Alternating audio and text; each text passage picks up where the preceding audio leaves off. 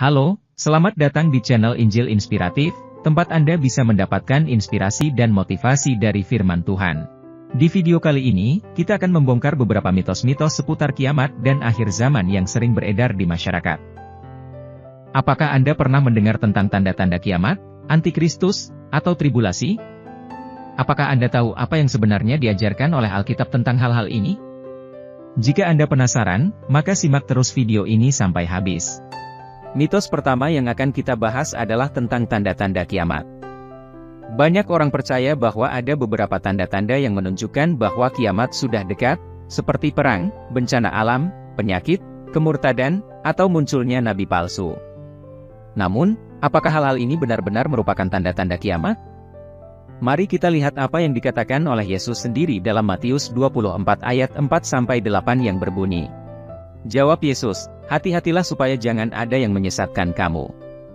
Sebab banyak orang akan datang dengan memakai namaku dan berkata, Akulah Mesias, dan mereka akan menyesatkan banyak orang. Kamu akan mendengar tentang peperangan dan desas-desus peperangan. Awas, jangan kamu terkejut, karena semuanya itu harus terjadi, tetapi belum tiba kesudahannya. Sebab bangsa akan bangkit melawan bangsa dan kerajaan melawan kerajaan. Dan di berbagai tempat akan ada kelaparan dan gempa bumi. Tetapi semuanya itu hanyalah permulaan dari penderitaan. Dari ayat-ayat ini, kita bisa melihat bahwa Yesus tidak mengatakan bahwa hal-hal yang disebutkan adalah tanda-tanda kiamat, melainkan hanya permulaan dari penderitaan.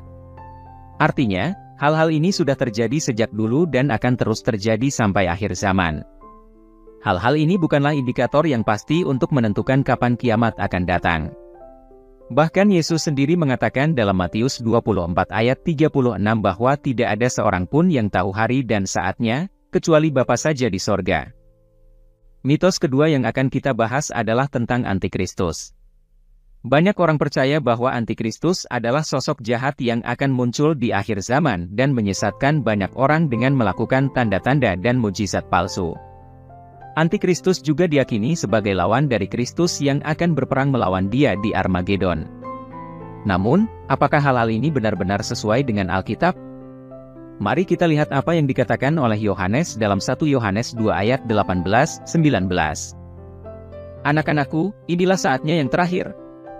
Kamu telah mendengar bahwa Antikristus akan datang.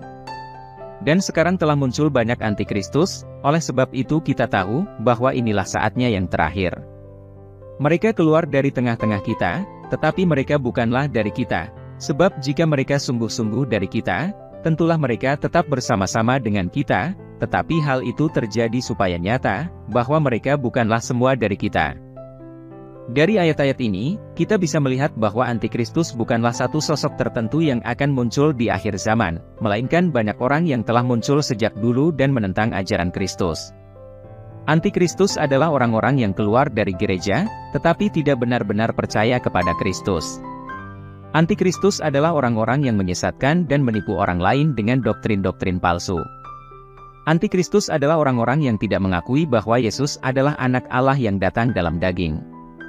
Oleh karena itu, kita harus berhati-hati dan tidak mudah terpengaruh oleh Antikristus, tetapi tetap setia kepada Kristus dan firman-Nya. Mitos ketiga yang akan kita bahas adalah tentang tribulasi. Banyak orang percaya bahwa tribulasi adalah periode 7 tahun di akhir zaman di mana Allah akan menghukum dunia dengan 7 meterai, 7 sangkakala, dan 7 cawan murka Allah.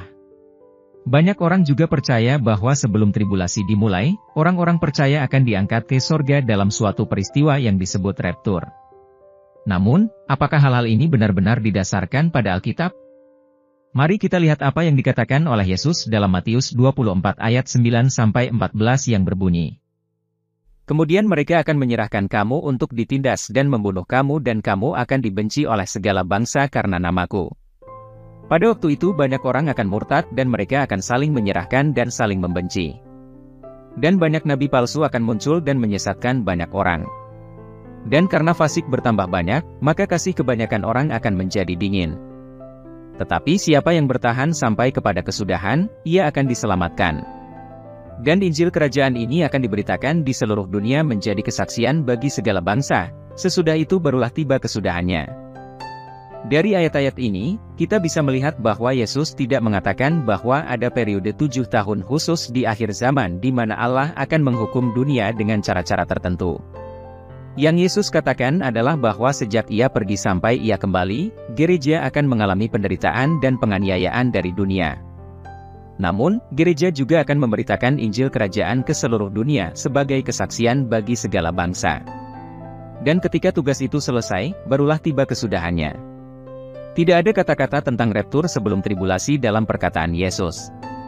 Bahkan Yesus mengatakan dalam Matius 24 ayat 29-31 bahwa Ia akan datang kembali setelah terjadinya penderitaan besar, bukan sebelumnya. Demikianlah beberapa mitos-mitos seputar kiamat dan akhir zaman yang telah kita bongkar bersama-sama. Semoga video ini bermanfaat bagi Anda dan membuat Anda lebih mengerti tentang apa yang sebenarnya diajarkan oleh Alkitab tentang hal-hal ini. Jika Anda suka dengan video ini, silakan like, share, dan subscribe channel ini agar tidak ketinggalan video-video inspiratif lainnya. Dan jika Anda punya pertanyaan atau saran, silakan tulis di kolom komentar di bawah ini. Terima kasih sudah menonton dan sampai jumpa di video berikutnya. Tuhan memberkati.